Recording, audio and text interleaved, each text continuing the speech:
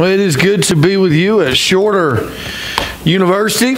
I'm actually a graduate. You said all those things about me and didn't even say I'm a graduate, man. Come on. And so, but I'm a graduate way before it was Shorter University. I was back when it was Shorter College. But you guys are official now. You are Shorter University.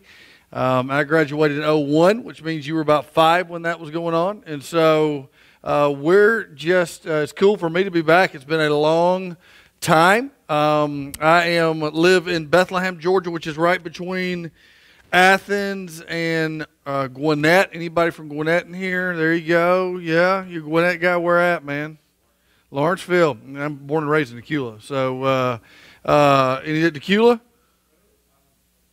Archer. That's right. There you go. You used to live in Bethlehem? There you go, man. Grayson. All right. Everybody who's not from Gwinnett County is like, what do we care? Well, it doesn't matter. We're from Gwinnett, so we can talk about it for a second. But yeah, so that's where I'm at. And this is my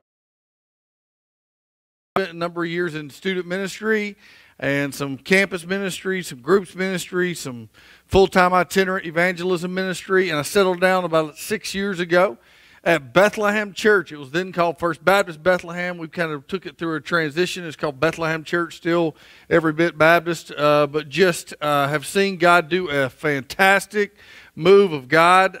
It's just been awesome to watch. Actually, my worship pastor is a guy named Joel Goddard, and he is actually a graduate of Shorter too. So we have Shorter roots all over the place. Do y'all still do intramurals here? I know, like, you guys are official. That's soccer team there. Do y'all still do intramurals? Shorter have intramurals? Do? Yeah. The only thing I was good at, we had a flag football team back in the day. We won the flag football championship 4 years in a row. So I'm not sure if we have a plaque anywhere. But our team was the Silver Bullets, and so we won it 4 years in a row. But I've been married 16 years, have 3 kids, a 10-year-old, a 9-year-old, and a 6-year-old. And so it is an honor to get to come back home, I guess you should say, or where my roots are in ministry. And so it's very cool to see. Stayed downtown last night in Rome, and the area has actually grown. So if you're like, man, there's not a lot to do in Rome, you should have been here 16 years ago. There wasn't anything to do then. You guys have got it made. I mean, there's a Starbucks and everything. You know what I mean? Like a Chick-fil-A that's just a drive-through I saw. Like, it's just like a drive. That's cool, man. And so you guys are official. If you got your Bibles, Mark chapter 12, I'll hop right in. Mark chapter 12. I think there is and I just want to encourage you this morning. Just want to encourage you this morning. And I think there's a reality. Think about it. When you were younger, like when you were a kid, there are sometimes, like, you know, I've got young kids, and there's a way they see things right now, especially my first grader, that's innocent, that's fine. That he doesn't know any better. It's just the way he sees the world. But my hope is as he grows, he sees things differently. If he doesn't, there's trouble. Think back to when you were a kid for a second. When I'm talking about kid, I'm not talking about middle school, high school. I'm talking about like kid, like first grade, like kindergarten.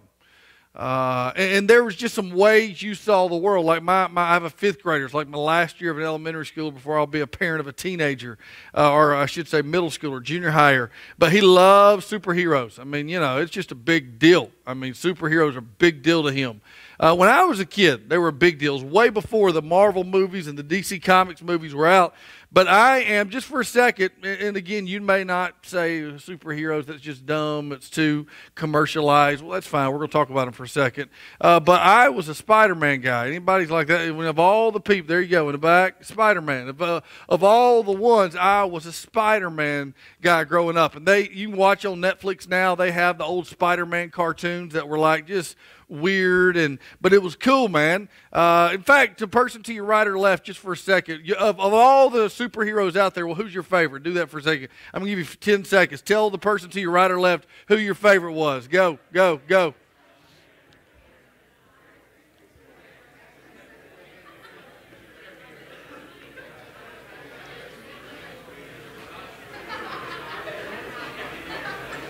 How many Batman? How many Batman? Yeah. And Batman's kind of super, but he's not. That's what makes him cool, you know. And then how many Superman? You Superman folks? How many? I think the new Iron Man, you know. And you got the new movie coming out. It's all Black Panther, you know. And just cool. I mean, but I was a Spider-Man guy. So in my mind, as a first grader, there's a way I understood the world. Now, I was raised as the son of a pastor. And when I was raised in a pastor's home, back in the day, they don't do it as much anymore, but they used to have these things called pastoriums. Okay, and so what that meant was if your dad was a pastor, you were blessed enough, and by blessed I'm saying that sarcastically, to live right next door to the church. And they would provide you a house, kind of, and it was part of your salary package or whatever. I just thought that's the way of the world. But I love Spider-Man, and back then it was before like the movie. There was no movies, and the show would come out in the morning on Saturday mornings when you'd watch a Saturday morning cartoon, and there was comics. But I love Spider-Man, and our house was right across the street from the church my dad pastored. And so I just had the biggest imagination. And maybe that's why I got into ministry. I just had the biggest imagination when I was a kid. And so like I had a little brother, but I just loved playing games in my head by myself and all different type of things. And so as I was a first grader, I just kind of had this thought in my head. I would go out in the front yard. Again, my dad's church is right across the street. And I just thought, what I thought was so cool about Spider-Man was the way he shot webs. You know what I'm saying? I just thought, I mean, come on, man. I mean, he could stop a moving car. I mean, he could, the last movie, he could put back a boat together. You know what I mean? I mean, this guy was just like, I mean, what kind of web is that? I mean, it was just, I loved it. But remember this. First grader, there's a way you understand the world. There's an imagination you have. And so, I'd go out in the front yard. And the way I understood, I put on my Spider-Man gear or my blue shirt and red pants. The way I saw Spider-Man shooting his webs is, in my mind, he would just flick his wrist and extend his middle finger to shoot his web, right? And my dad's a pastor across the street, right? But that's the way I understood the world. And so first grader, I'd go outside, and here would be cars, and my dad's church was across the street. Again, you get where I'm going here? And there'd be cars going down the road, and I would just shoot them with a web, right? In my mind, I would just shoot them with a web. But the problem was it wasn't a web, right? I was shooting them something else. I didn't know that, right? And so one day my dad sees across the street his son, his first grade son, letting people know they're number one, right? Across as they're driving down the road. So he comes busting out. He goes, Jason, what in the world are you doing? I'm like, well, Dad, I'm shooting him with a web. He's like, that's not a web, man, right? It's not a web. Well, the first grader is innocent. It's cute. If I'd have done that when I was at Shorter College, I probably wouldn't have finished here, right? Just sit down on the hill, letting people know they're number one. There's a reality. Things change in the way we see the world as we mature and grow. I think in the Church of America, I think at times in the Church of Jesus Christ, there's a way we see when it comes to faith, when it comes to walking with God, when it comes to relationship with God, that makes sense in one season of our life. I think at times we default, right, to an immature reasoning when it comes to faith and how our faith practically plays out. And I want to show you that this morning just to encourage you that maybe when it comes to walking with God, maybe when it comes to faith in God, maybe when it comes to the idea of a personal relationship and how we relate with God, sometimes I think we default, right, to an immature, right, and to a elementary, if you will, understanding of a relationship with God. And when God began to work in my heart and show me this, man, it began changing everything as I studied. So Mark chapter 12, Jesus is in the midst of his ministry, and this happened from time necessarily innocent questions. They were probing questions. And many times it would come from the Jewish audience of the day that he was talking to. Because Jesus had come into a already established religious scene. Old Testament professor here, so he can check me on this. He had come into an already established kind of understanding, and oftentimes not a lost world, not a Gentile world would ask Jesus questions. But what often happens was the religious establishment of the day would ask Jesus certain questions. And so here's what it says. And one of the scribes came up and heard them disputing with one another. Right? They had been kind of in a back and forth. And so he asks them, he basically looks at them and says, which commandment is the most important of all? Now my understanding is he's not talking about just the 10 there. He's talking about all the commandments in the Old Testament. Right? Of all the commandments, of all the things that Moses taught us, that our forefathers taught us, what is the most important commandment? So this guy comes up and goes, let's see if this guy really is who he says he is. If he is the Messiah, if he's the Son of God, then he's going to know this, right? Of all the commandments, what's the most important of all? Well, Jesus answered, and this is just fabulous, Jesus 101. The most important, here's what he says, Hear, O Israel, Deuteronomy 6. The Lord our God, the Lord is one. And so that guy listens, go, okay, this guy's legit. That's what Moses told us, most important. And I'm going to come to it in a second. Hear, O Israel, the Lord our God is one. The Lord is one. And you shall love the Lord your God, many of you know this, with all your heart, with all your soul, with all your mind, and with all your strength. Now, in the Old Testament, this sacred creed is referred to the Shema, my best understanding.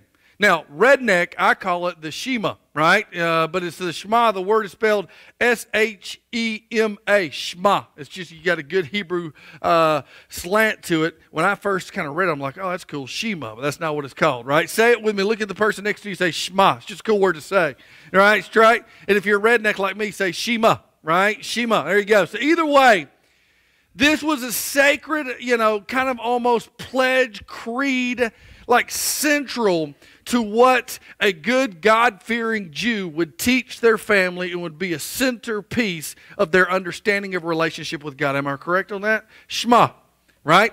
The Shema, in many ways, a sacred creed. And so if you go back in Deuteronomy and look, it says, teach your family this, teach your kids this in a bunch of different ways. Right? Put it over your door. Right? The Shema, Hear, O Israel, the Lord our God, the Lord is one.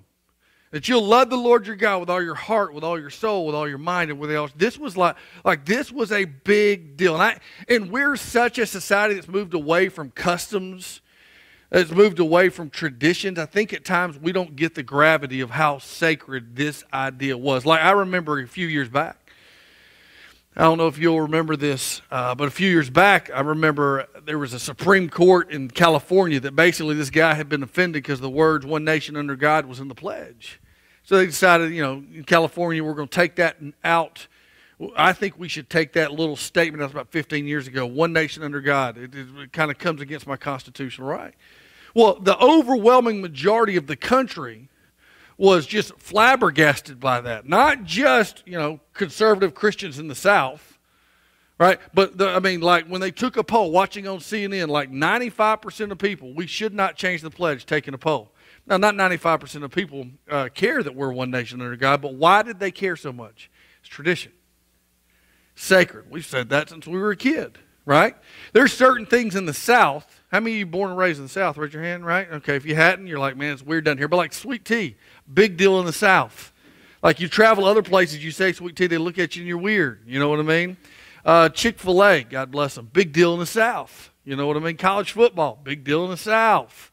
Stone Mountain, big deal in the South. Everybody else is like, there's a weird mountain y'all go to and watch a laser show. But in the South, it just makes sense. Right? This was a huge deal in this culture. Right? Love the Lord your God with all your... For years and generations, the Shema, the sacred creed, it was a call to radical devotion. There is one God. And with all our rituals and all of our sacrifices and all of our hearts, right, and all the things you learn in Old Testament classes, they're like, man, that's weird. But this was a way they showed their devotion, their love toward God. So Jesus comes on the scene of all the commandments. What's the most important? Well, he was probing. And when Jesus goes, Hear, O Israel, the Lord, he's like, okay, this guy's legit. But then Jesus decides, I'm not going to stop there. And here's what he says. The second is this. Wait a second. There's only one Shema. Love the Lord your God with all your heart, soul, mind, and strength. And Jesus is going, no, wait, I'm press a little bit. Second is this. Love, and you shall love your neighbor as yourself. There is no other commandment greater than these. That seems really simple for many of us. Whether you're a person of faith or not, right? Love the Lord your God with our heart, soul, mind, and strength. Go to shorter college, or shorter university, you probably heard that somewhere. Go and sit in any chapel, you've probably heard a verse like that somewhere. And so when we hear Jesus say, and love your neighbor as yourself, we think, well, that's not that. Yeah, okay. This was a monumental shift. that Jesus was saying, loving God, absolutely, but loving people. Right? This was a monumental shift. Much of the work that Jesus did in the New Testament, the 3 years, you see Matthew, Mark, Luke, and John, that we have a snapshot of his life. Much of the work he did was cultural work. I spoke with a group of pastors yesterday. I said the part of leading a church is not necessarily, hey, everybody, here's where we're going. That's vision. But part of leading a church is creating a culture, understanding what it is. And so Jesus did much cultural work by coming against the establishment of the day. And so when Jesus looks up and says, love the Lord your God with all your heart, all your soul, all your mind and strength, and he said, love your neighbors yourself, there was a fundamental shift, right? Because in early Judaism, it's not that treating people bad was part of your faith. No, but it was central. Love the Lord your God with all your heart, soul, mind, and strength. There is one God. Of all the different gods and all the different places, there is our one, and that we love him with everything we have, a rallying cry of devotion. But then here comes Jesus on the scene and says, oh yeah, no doubt about it. Love the Lord your God, but love your neighbor as yourself as well. See, I think, go back to what I was saying, we kind of have a mentality in sometimes university life, sometimes cultural Christian life, that it's love God. When it comes to relationship with God, love God, then love people. So love God, and so I pray, I go to church, go to chapel, right? Involved in ministry, read my Bible, try not to watch certain things, try not to do, love God, love God, love God, all these things I do. Oh, and then people matter too. But I look, and you sit there and look at what Jesus said, and here's what he was saying. I think there's a shift. Because no longer is the understanding of walking in faith, love God, then love people. I think Jesus was flipping things on its head, saying, no, loving God is loving people. And loving people is loving God. Right? Love God, then love people. Not that it wasn't important, Old Testament, right? How you loved and took. No, but Jesus was going, no. How you relate with other people is how you relate with me. That the way the people of God, the way the people that Jesus has changed their life and their faith is seen, is their relationship with others look different than the rest of the world. Right? That we're people, what it says, will know you by your fruit. And so you sit there and go, it's a big shift. Now here's why I know. Because I've done enough student conferences, I've done enough college conferences, I've stood enough in front of enough Christian audiences. When you look out and you go, hey, man, tell me about your relationship with God. Tell me, this is not what we default to. When you go, tell me about your relationship with God, here's what most people think. Well, have I been praying enough? Been reading my Bible enough? Going to church when I should? Right? And we think about I've been doing this, been doing this, been doing this, been doing this. And the funny thing is, oftentimes we don't think anything of our relationship with other people as it pertains to our relationship with God. Those are me and God's good. It's me and my ex that have problems. That's our understanding. Oh, me and God, we're good. It's me and my coach that got a problem. Oh, okay. Oh, man, me and God, we're good. But it's me and my parents that got an issue. Right? Me and God are good, but it's me and the dude in the dorm across the hall. We're the ones that got issues. No, bro, me and God, we're good. I cannot tell you how many times I stand in front of Bethlehem Church, and when I go, how's your relationship with God? Everybody goes, well, I pray more than most people. Read my Bible more than most people, right?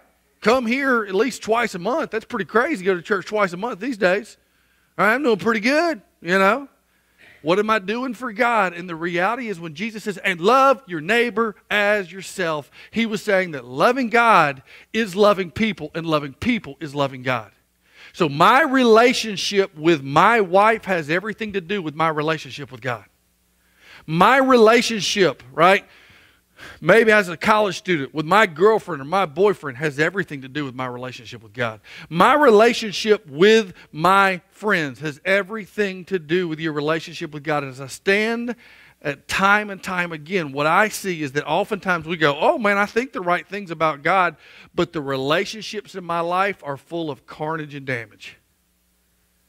Right? Oh no, I think the right things about God. I believe the right things about God. Me and God, we're good. And everything in the wake of relationships in my life tend to be a mess. Love your neighbor as yourself. I love that. Like we all know instinctually, right, students? This is Jason at least. We all know instinctually how to love ourselves.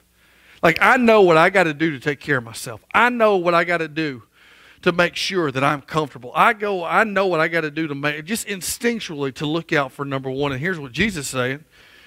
That the same way you would love the people in your life, they will know you by your love for one another. It's a major culture shifting thing. And so when I look at you on a Wednesday morning, into January, so how's your relationship with God?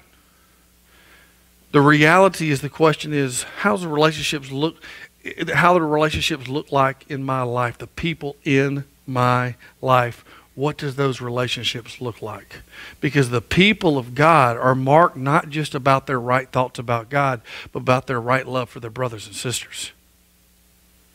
Right?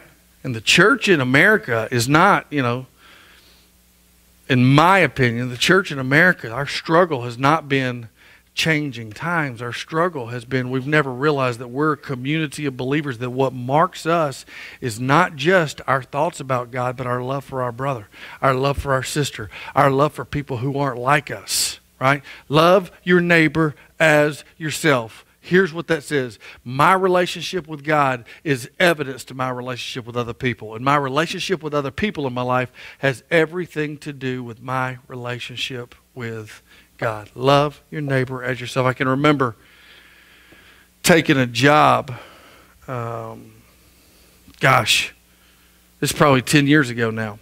But the last job I had before I became a senior pastor. And to take this job, I was leaving a ministry environment where I had a lot of close friends.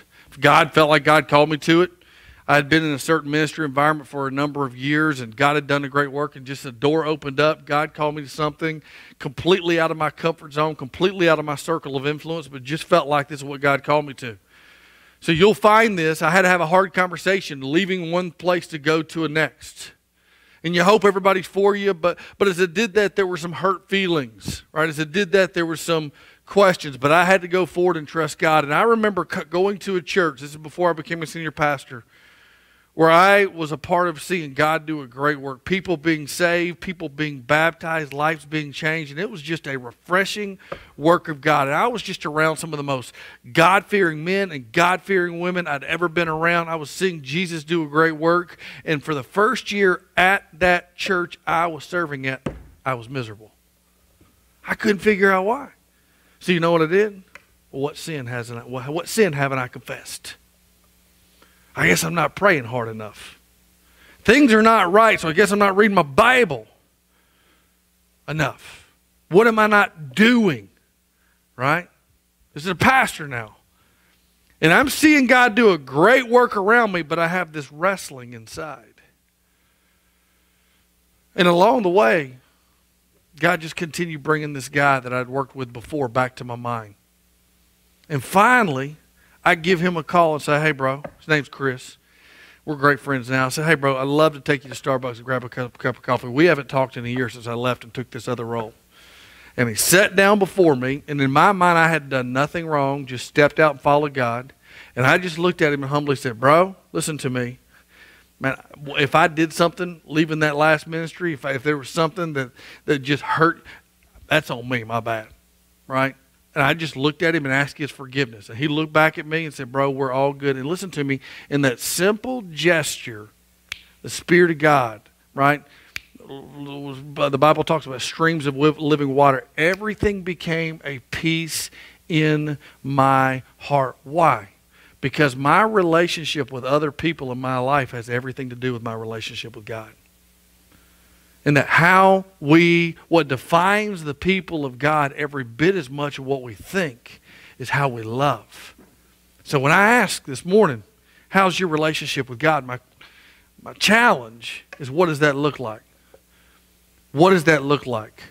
Right? That the people of God choose to forgive quickly. That the people of God choose to forgive quickly and forgive oftenly. That the people of God, the way we talk to one another, the way we go about things, that relationship with our boyfriend, relationship with our girlfriend, relationship with our coaches, relationship with our brothers, relationship with our sisters, relationship with people in our dorm room, that is a reflection of our relationship with God. Hear, O Israel, the Lord our God, the Lord is one.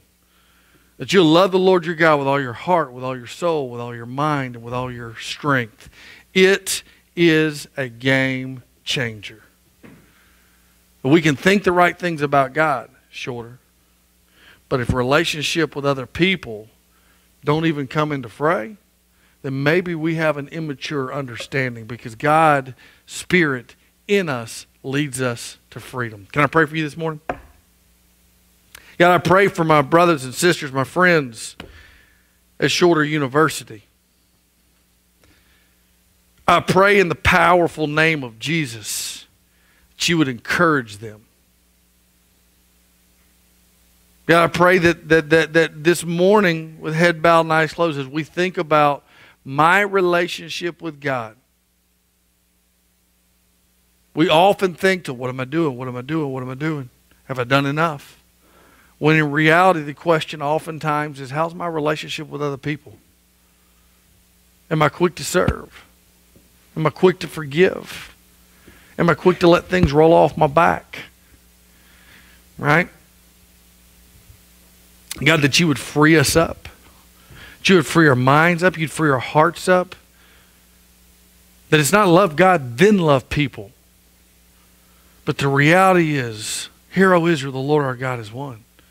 Love the Lord your God with all your heart, soul, mind, and strength, and love your neighbor as yourself.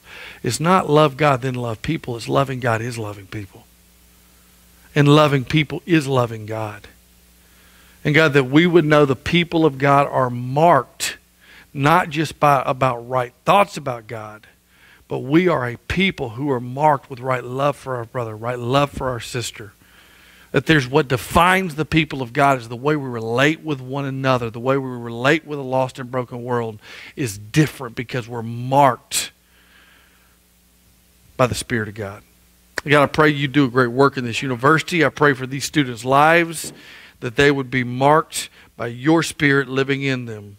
And God, and it would guide not only their thoughts about you, but their relationships with others. And we pray these things in the name that's above every name, the name of Jesus. Amen.